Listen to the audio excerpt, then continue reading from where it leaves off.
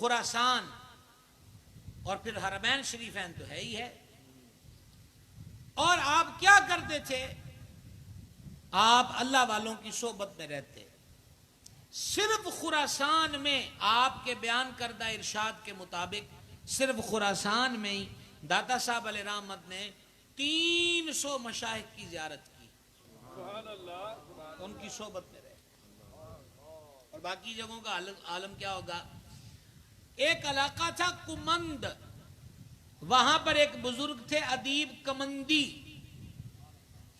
وہ 20 سال سے زائد عرصہ ہو گیا تھا ایک غار میں تھے. دادا صاحب ان کی صحبت میں پہنچے. وہ کھڑے تھے. دادا حضور فرماتے ہیں میں نے ان کو دیکھا کہ صرف نماز میں اتحیات میں بیٹھتے تھے، باقی وہ ہاتھ باندھ کر کھڑے رہتے تھے اور جلوہ حق میں مستغرق رہتے تھے. میں نے پوچھا کتنے سال ہو گئے نے کھلوتیاں نو؟ کیا 20 سال. اللہ اکبر اللہ اکبر اللہ اکبر. تانوں کتنی دیر ہوگی سبحان اللہ آکھ دیں. جاگ دیو سانگلے والے ہو. تو گل دی سمجھ آ رہی ہے کہ کوئی نہیں؟ دادا صاحب نے فرمایا کتنے سال سے یوں کھڑے ہیں آپ کا؟ 20 سال. یہ تھوڑا سا عرصہ نہیں ہے. کہا بیٹھ کر کیوں نہیں کرتے؟ دادا حضور نے اس کو ادب کے چیپٹر میں اس واقعے کو لکھا ہے. ان کا جواب سنیے. اور آپ تو جناب نازک مزاجی سے بیٹھے ہیں. میں کشف المعجوب سوکھی تو سوکھی کر کے تنو سنان دی کوشش کردہ پہ ہیں. حضور فیض عالم رحمت اللہ علیہ فرماتے ہیں کہ وہ مجھے کہنے لگے ابھی میں اس قابل نہیں ہوا کہ مشاہدہ حق میں بیٹھ سکوں. ابھی میری حیثیت یہی ہے کہ قیام کی حالت میں رہوں اور مشاہدہ حق پاتا رہوں. ایسے ایسے ولی دیکھے دادا صاحب. نبر اللہ برکتہ. داتا سرکار رحمت اللہ علیہ فرماتے ہیں کہ مجھے ایک مرتبہ کوئی حاجت ہوئی اور یہ جو ان کی ضرورتیں ہوتی ہیں نا، وہ جیسے حضرت سلطان باہو علیہ رحمت عرض کرتے ہیں کہ سن فریاد پیران دیا پیرا کہ میری عرض سنی کن تر کے ہو. تو یہ جب وہ فریادیں کرتے تو ان کو پیسہ تو نہیں چاہیے ہوتا تھا، کوئی دنیا کا مال و زر تو نہیں چاہیے ہوتا تھا، اور دنیا کی شہرت کے بھی یہ لوگ طلبگار نہیں ہوتے تھے. تو یہ باطن کی رکاوٹیں ہوتی تھیں، منازل ہوتی ہیں جن کو پانے کے لیے پھر یہ بڑے بزرگ کو پکارتے ہیں. تو دادا صاحب فرماتے ہیں علیہ رحمت کہ میں نے ارادہ کیا کہ میں نا حضرت سلطان با یزید بستامی رحمت اللہ علیہ کے مزار پہ جاؤں. 3 مہینے فرماتے ہیں میں ان کے مزار پہ رہا. کتنے؟ 3 مہینے. فرماتے ہیں وہ جو اشکال تھا، وہ جو مشکل تھی، وہ جو نقطہ حل نہیں ہوتا تھا، 3 مہینے میں وہاں پہ رہا. اور پھر میں وہاں سے چلا ایک ایسی جگہ پر گیا کہ جہاں دینداروں کے لباس میں دنیا دار تھے. اوئے ہوئے ہوئے ہوئے، آپ نے لفظ پہ غور نہیں کیا. دینداروں کے لباس میں دنیا دار. یہ 1000 سال پہلے کی بات ہے، آج حال کی ہونا ہے. فرماتے ہیں کہ وہ صوفیہ کا لباس پہنے ہوئے تھے. انہوں نے مجھے دیکھا تو داتا صاحب کے پاس کیا تھا؟ وضو والا برتن اور کمبل اٹھایا ہوا ہے، ہاتھ میں سوٹی ہے. تو وہ ان کی حالت دیکھ کے ہنس رہے تھے کہ تو بھی صوفی لگتا ہے لیکن تو ساڈے وچوں نہیں لگتا. انہوں نے آکھیا فرمایا تسی صحیح آندے ہو، میں دوڑے وچوں کوئی نہیں. سبحان اللہ الکریم. ساڈے وچوں لگدا فرما میں ساڈے چوں نہیں لگدا کہ بالکل تسی سچے ہو، میں دوڑے وچوں کوئی نہیں. آج رات میں رہنا چاہتا ہوں. تو وہ 2 منزلہ جگہ تھی. نیچے انہوں نے داتا صاحب کو کہا آپ جا رہے ہیں تو خود وہ اوپر. اور داتا صاحب کو انہوں نے روٹی بھیجی ارلی والی، یہ جس پہ ہم پنجابی میں ہمارے ارلی کہتے ہیں. مختلف لوگوں کی مختلف علاقائی بولیاں ہوتی ہیں. آپ کے یہاں کیا کہتے ہیں؟ الی ہے نا، جس پہ الی لگی ہوتی ہے. وہ روٹی دی داتا صاحب کو اور خود مزیدار مرغن غذائیں کھائیں.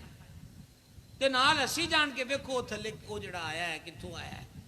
اس کے بعد حضور فیض عالم رحمت اللہ علیہ فرماتے انہوں نے کھائے خربوزے. تے خربوزے کھا کے تے چھلکے مارن مینوں اللہ درویش بنے ہوئے تھے وہ. چھلکے مجھے مارے. فرمایا میں نے اپنے دل کی طرف دھیان دیا تو مجھے اس تکلیف پہ دل صابر نظر آیا اور اس حالت پر میں مسرور اور مطمئن تھا. اور وہ جو میرا مسئلہ اڑا ہوا تھا جس کے لیے 3 مہینے بایزید کے مزار پہ رہا وہ بھی حل ہو گیا. راز کیا ہے کہ اگر دقتیں مشکلیں مصیبتیں پریشانیاں آئیں تو پھر ان پہ صبر اور ضبط سے کام لیا جائے. اللہ رب العزت ارشاد فرماتا ہے تم اس گمان میں ہو کہ تم جنت میں چلے جاؤ گے اور ابھی پہلوں والوں کی آزمائشیں تم پر آئی نہیں.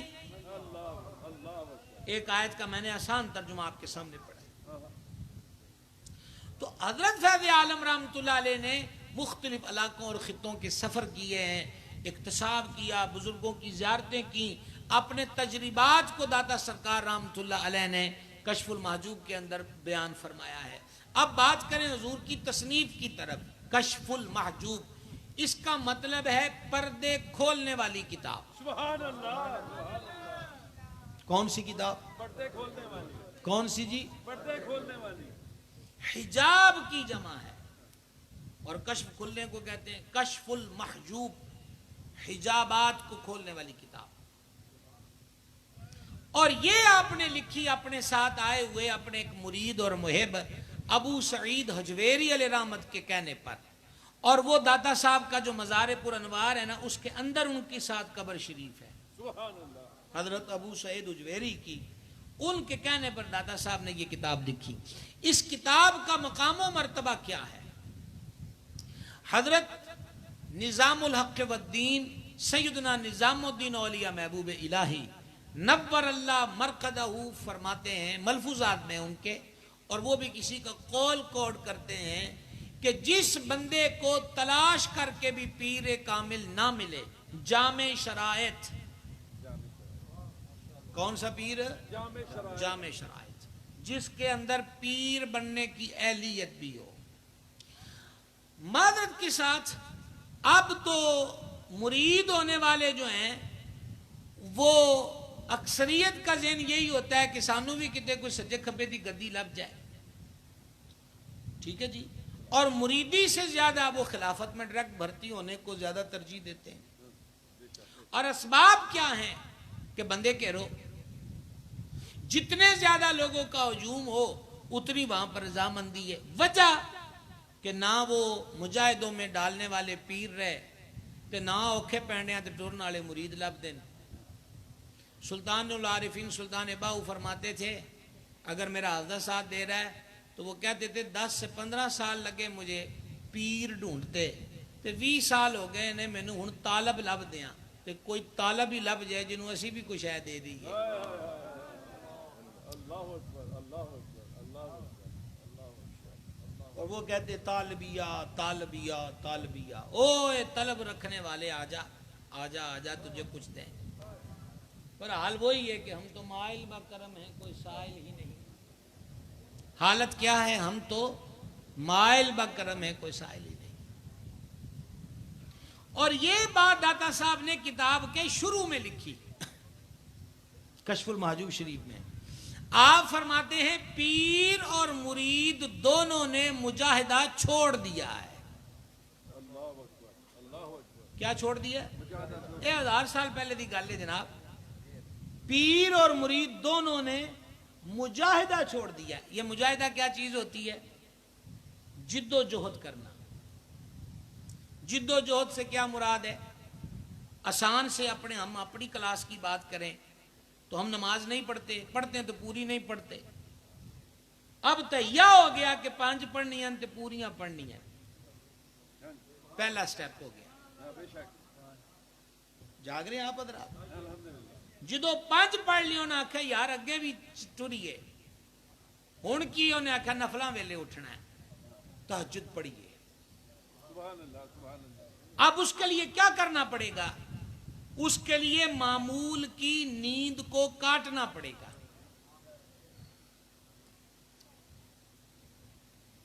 گرمیوں میں راتیں چھوٹی اور سردیوں میں درویش جب گرمیاں آتی تاں بڑا خوش ہوندے, جدو سردیاں آندیاں تاں بڑا خوش ہوندے. گرمیوں میں کہتے لو دن بڑے آگے ہن روزہ رکھن دا سواد آئے گا. سبحان اللہ. سردیاں آتی تو تاں چاہ چڑھ جاتے نہ کیوں نہ کہ ہونی تے راتاں جاگن دا مزہ آنا ہے. لمبیاں راتاں تے سجنا دی یاد.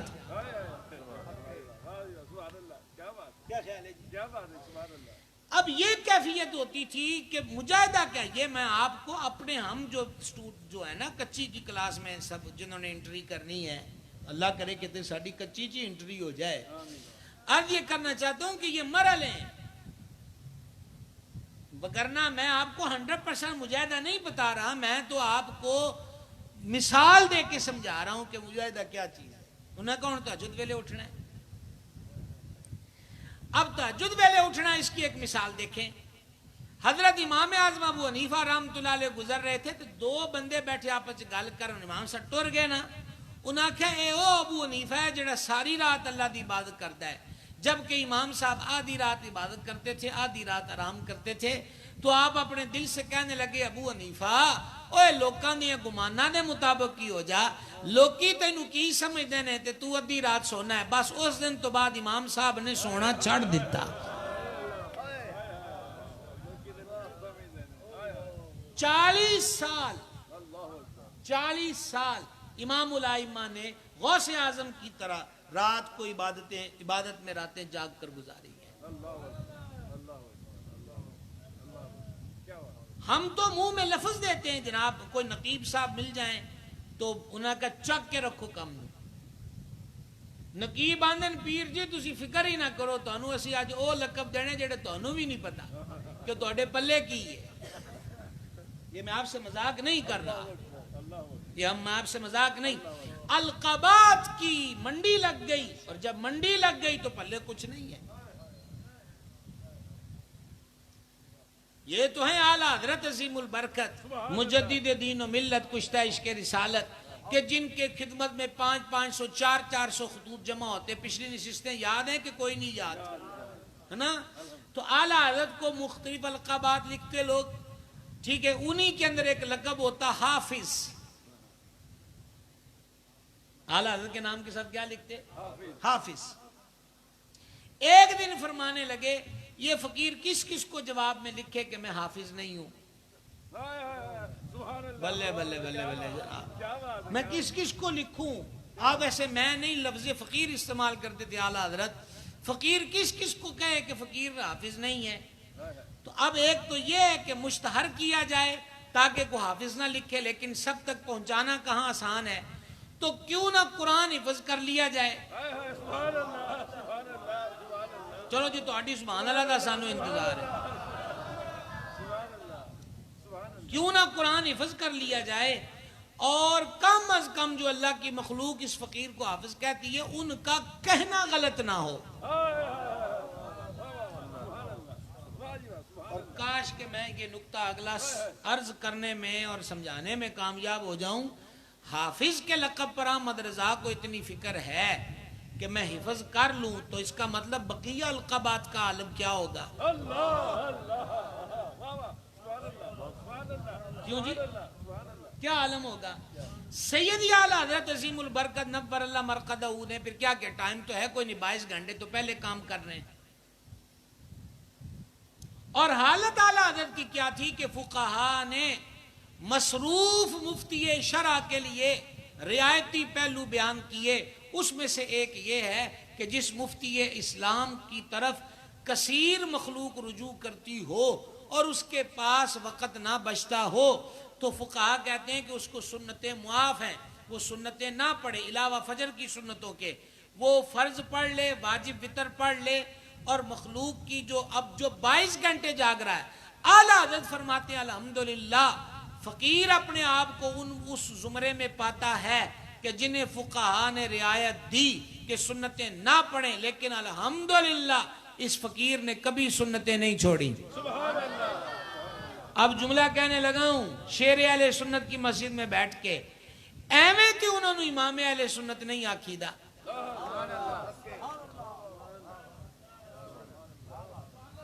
تو وہاں فقیر نے سنتیں نہیں چھوڑی کبھی نہیں چھوڑی.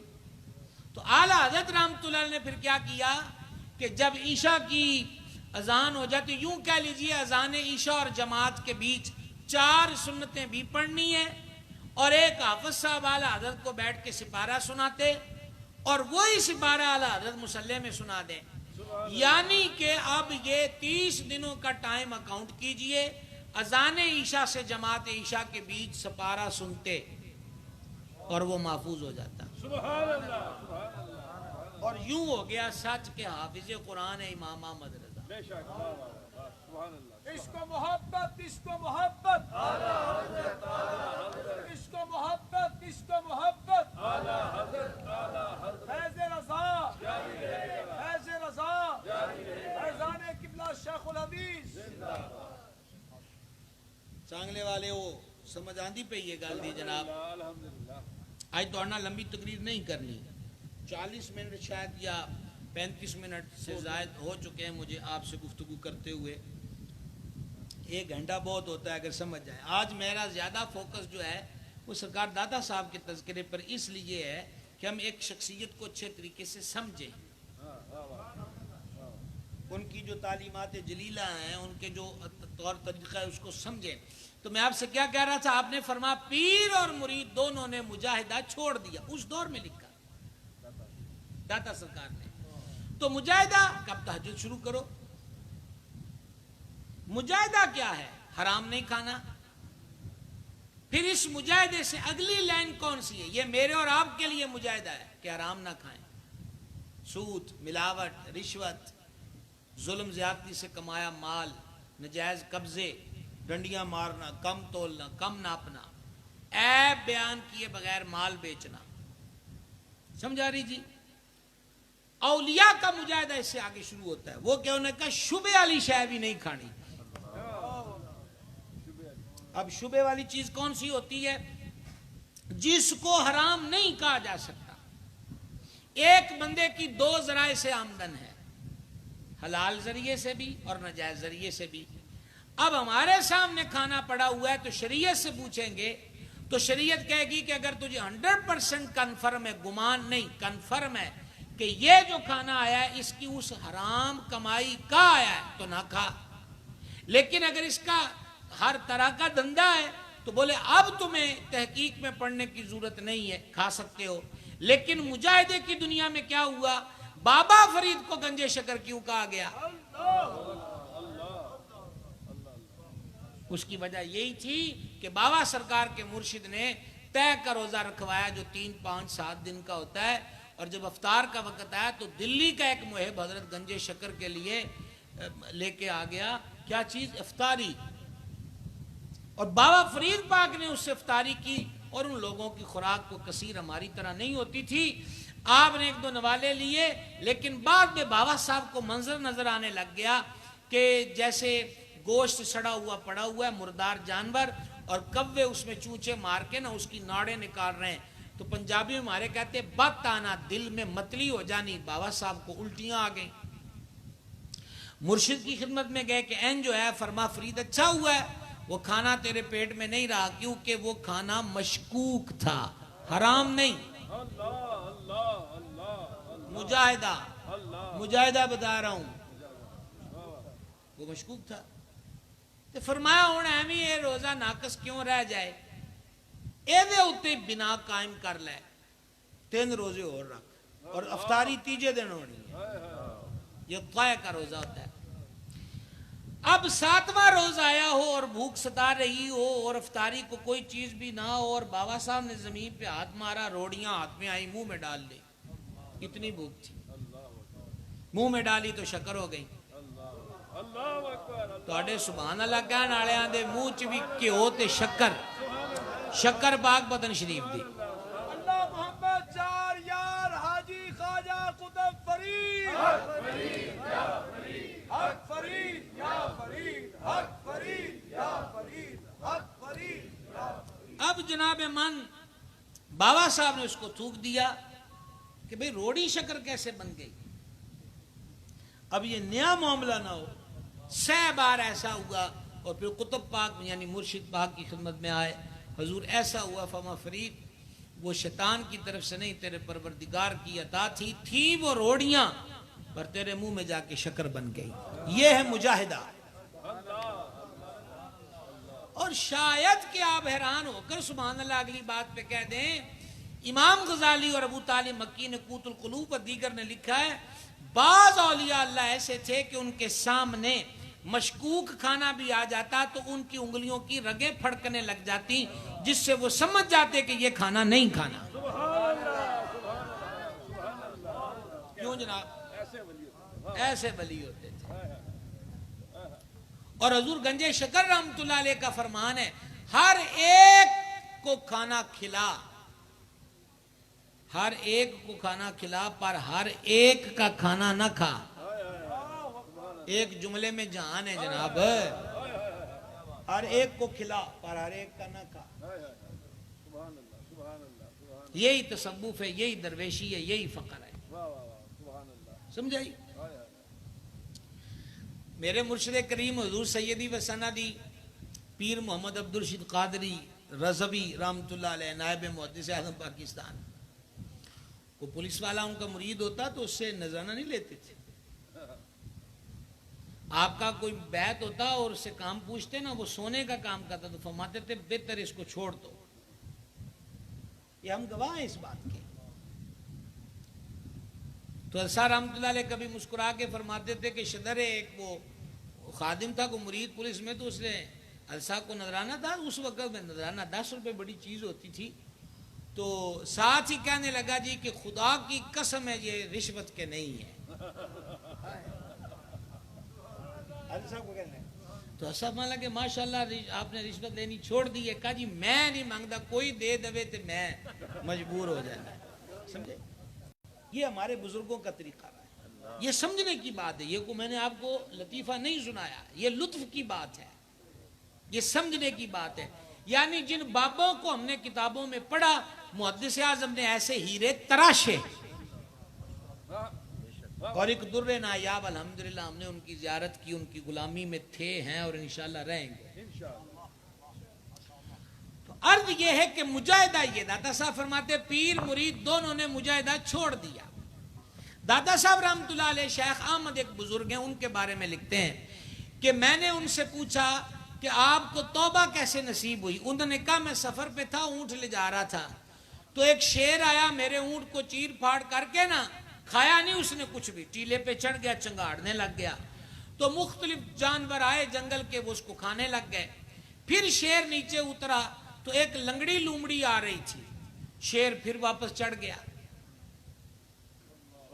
اب لنگڑی لومڑی نے کھایا تو بچہ کچھ آیا, تو پھر وہ واپس آیا. کہا اب اس شیر نے مجھ کو دیکھ کر کہا, او شیخ احمد, اے برکیاں دی سخاوت تے ساڈے کتیاں دا کام ہے, تو کوئی اس تو بڑا کام کر. یہ نوالے تو ہم بھی سخاوت کر دیتے, تیرے کولوں کو ہوئے تے میدان چ اتر, جس کام لی تینوں رب بنایا اس کام نو سمجھتے, اس مقصد تے ٹر. تو دادا صاحب فرماتے, وہ کہتے تھے مجھے اس بات نے اللہ کی طرف متوجہ کر دیا اور توبہ کی توفیق نصیب ہو گئی. کیا حسین آپ نے اس وقت نبض پکڑ کے یہ بات فرمائی. پیر اور مرید دونوں نے مجاہدہ چھوڑ دیا, اور فرما صرف باتیں یاد کر لیں, باتیں یاد کر لیں اور باتوں پر مطمئن ہو گئے کہ سانو ان گلاں کرنی آ گئی نے, لیکن حقیقت کی دنیا میں قدم نہیں رکھا. اور دادا صاحب علیہ رحمت نے, میں آپ کو کشف المحجوب کا تعارف کرا رہا تھا نا, داتا صاحب علیہ رحمت نے وہاں لکھا کہ میں نے یہ کتاب اس لیے لکھنی بھی ضروری سمجھی کہ میرے دور کے اندر ایسے جاہل صوفی پیدا ہو گئے جنہوں نے صوفیہ کا لباس پہن لیا اور صوفیہ کی بولی سیکھ لی, لیکن حقیقت کے اندر وہ صوفی نہیں ہے, ان کا باطن اس رمز پہ نہیں کھڑا. اور آپ کشف المحجوب میں ایک مقام پہ فرماتے ہیں کہ جس نے دنیا کمانے کے لیے اولیاء کا لباس پہنا,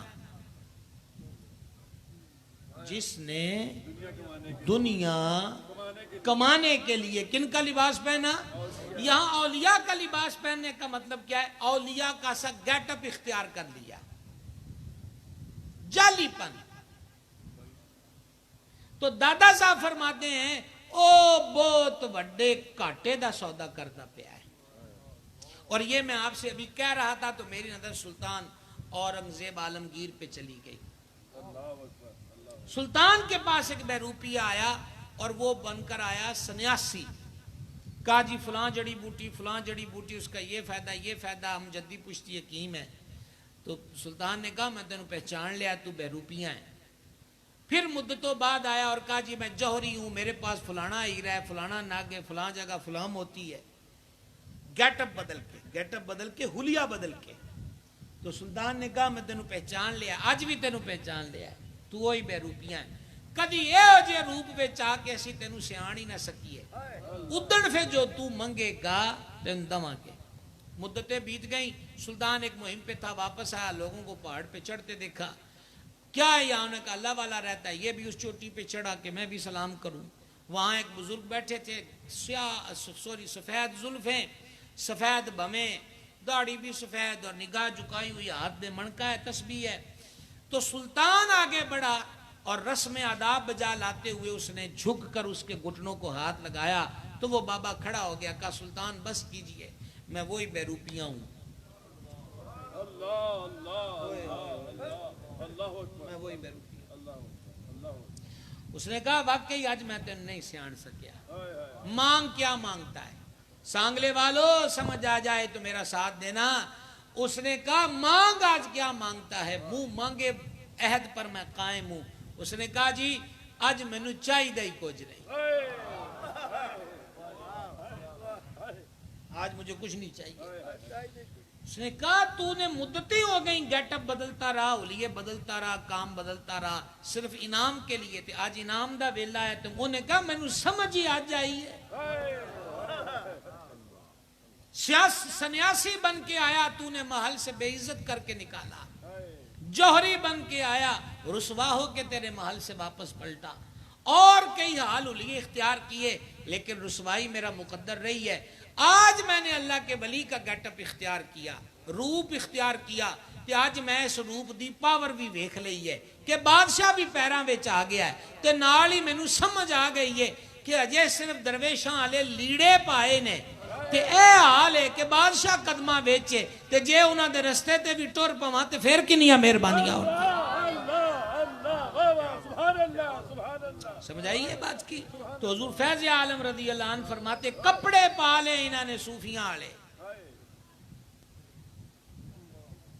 لیکن اندر کا.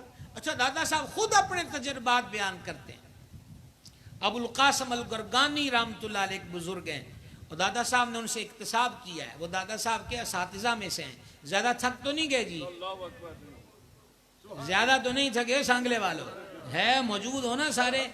دادا صاحب علیہ رحمت فرماتے ہیں میں نوجوان تھا, استاد ابو القاسم الگرگانی کی خدمت میں حاضر تھا, اور کچھ باتیں ہوئی تو میں ان کو اپنے علمی لطائف سنانے لگ گیا.